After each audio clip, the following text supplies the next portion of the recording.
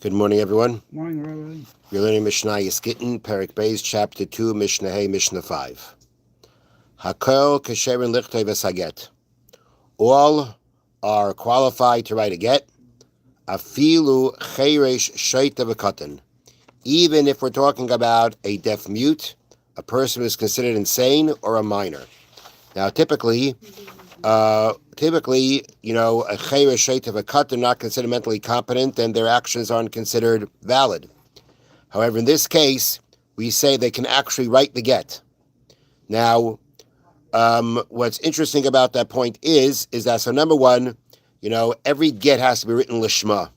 That means for the purpose of this woman and this man, which means that we have to be confident enough that the cheresh shaita v'katan, that these people who are typically considered not competent, would be able to do so, or that we could trust that they would do so. So the Bartanur explains from the Gemara that this is not just, the cheresh shaita v'katan, these people just get up and write the get. There is a gadol oimed al gabam. That means there is a person who's an adult who is standing over them and telling them what to do, telling them you have to write this get for this man and for this woman. And that and we're actually only talking about the part of the get. Remember, we spoke about the get has two parts, the typhus and the tyrif, the essential part and the non-essential part. So essentially we want the whole get to be written lishma.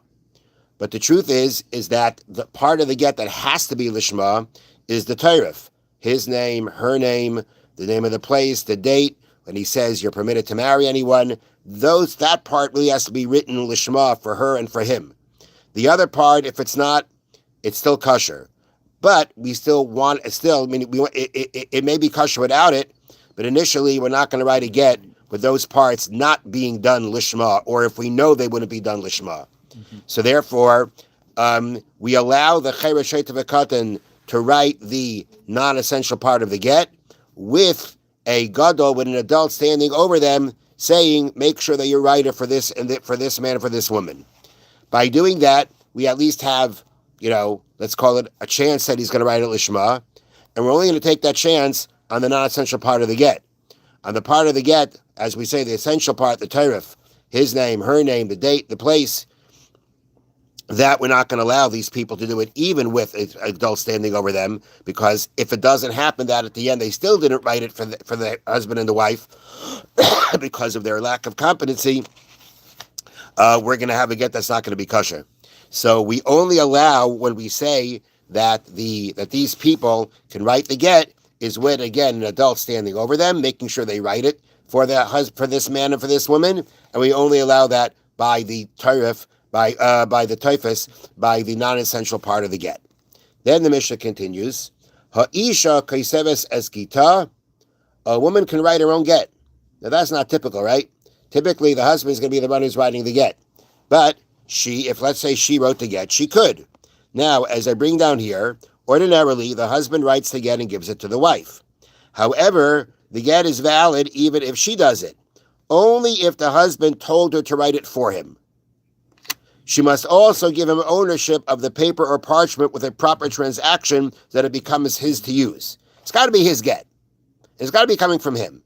So if she all of a sudden, said, wrote up a get and said, here, I wrote up a get for us, that's not going to work. He has to tell her to do it. And it has to be his paper. It has to be, the get itself has to belong to him. Now, if she acts as the sofer, she acts as the scribe, the Mishnah is saying, it's okay. It can still work. So even though typically it wouldn't be that way, nonetheless, if the woman were to be the sofer, she would be the one just writing the get. She's an adult, she can write lishma, and it works. It's good. So too, v'ish kaisev es shevarei, and a man can write his receipt. What that means is, this is the receipt for collecting the ksuba. They get divorced. She collects her ksuba. Now he needs a receipt. He needs a proof to say that he paid the ksuba, or else she's going to come. Yeah, or else she's going to come in and she's going to say, hey, you didn't pay my ksuba. So who is going to be the one to write the receipt? She typically would write the receipt. But the Mishnah says, and if he writes it, it also works. It also works, even if he writes his own receipt. Okay? Now, the Mishnah continues, why is this so? She'ein kiyam aged ela b'chaismav. Because a get is only actually going to be, a get is established by way of the witnesses who sign. Meaning, what really makes, what makes this into a get, now of course whoever writes the get has to write it lishma, not a question. But what makes the get into a kosher document and when it's powered to be able to divorce this woman are the witnesses who sign on it. And therefore, and the same thing applies whether it's the bill of divorce, whether it's the receipt, it's the witnesses that really make the difference. So therefore, it doesn't matter who writes it. Even if the woman who's the one getting divorced, she writes her get, right? What's the difference who's writing it? Good, it's supposed to come from the husband. What's the difference if she writes it? At the end of the day, what makes the get into a get? The witnesses. Everything else is information. It's important information, but it's information. It's information, like I say, has to be written for him and for her. But at the end of the day, what makes this get, what establishes this get into a valid document? It is the witnesses, and therefore there's no difference who writes it. Now, if you recall, we had a discussion, we actually just mentioned, I think it was yesterday, that we have a question as to which witnesses are the witnesses that really make the get into a valid get. Is it the witnesses who sign, or is the witnesses who see it being given over? There is Eidei Chasima Karsi. Is it the witnesses who sign who establish the get as a get? Or is it the witnesses who observe it being given over, who actually make the get a get? Which means you don't really need witnesses signing to it. We will have witnesses sign to it also.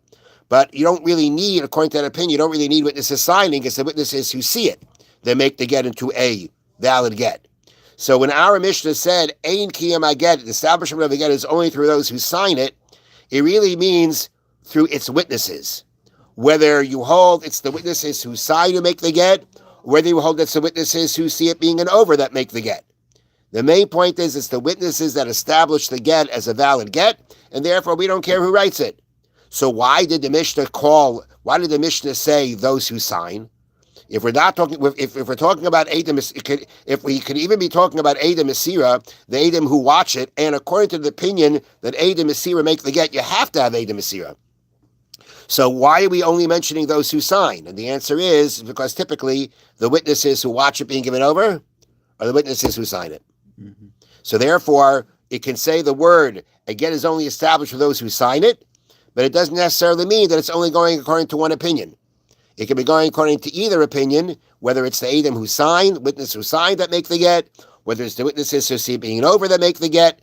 At the end of the day, since it's the witnesses that make the get valid, it doesn't make a difference who writes it. Now, Hakol Kasherin Lahaviyas I get. All are kosher to bring a get, meaning to deliver the get. They're going to be the agent of the husband to deliver the get to the wife. They're going to give the get to the wife for the husband. Anybody can do that. Chutz, other than Cherish, Shaita, Vakatan, the deaf mute, the person who's insane, or the person or the minor, they cannot be a shliach. These people do not, because they're not considered mentally competent, they cannot be a shliach, they cannot be the representative of the husband to effect a divorce. Okay, they cannot do that. And, right, the summa, and a person who's blind, also cannot be the agent to deliver the get. You know why? He doesn't know what he's delivering. Why does he have to see what's delivering? He can't. He couldn't have witnessed the get being drawn up in the first place. Right. Meaning, if he has, in cases where he has to say, "In front of me was written, in front of me was signed," that he can't say if he's blind. Mm-hmm. So therefore, he can't bring the get. However, as the Bartender says, if let's say he's bringing a get where you don't have to say b'fanei nachtam. Let's say situations where he doesn't need to say, I saw it being written, I saw it being signed. As we said, if you're bringing the get in Eretz Yisrael, you don't have to say it. Let's say actually on the get, you already have the witness signatures have already been, even without anybody asking, we validated the signatures. Mm-hmm. Okay, again, then the sheikh doesn't have to say anything. Let's say he's a sheikh for the woman to accept the get for her. If he's blind, he could do that. Anytime he doesn't need to say, in front of me was written, in front of me was signed, the person who's blind can be the shliach. Okay, but the Mishnah's case is lahavi, to bring the get. That means to deliver the get as an agent of the husband. That the blind man can't do. And the last one who can't do it is v'nachri, a guy. Because anything, let me read how they say it. One cannot be a legal agent for something he is not capable of doing on his own behalf. If you are not capable of doing something, then you can't be a shliach for that. And therefore, a guy does not have the laws of marriage or divorce that a Jew has.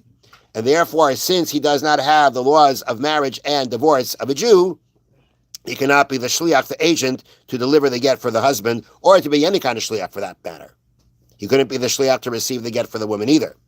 But their point is that anything, one cannot be a legal agent for something he is not capable of doing on his own behalf. Therefore, since the laws governing marriage and divorce differ from Jews and non-Jews, a non-Jew cannot be an agent for a Jew to divorce his wife. Okay? Have a wonderful day. Thank you, Rabbi. Now, how do we use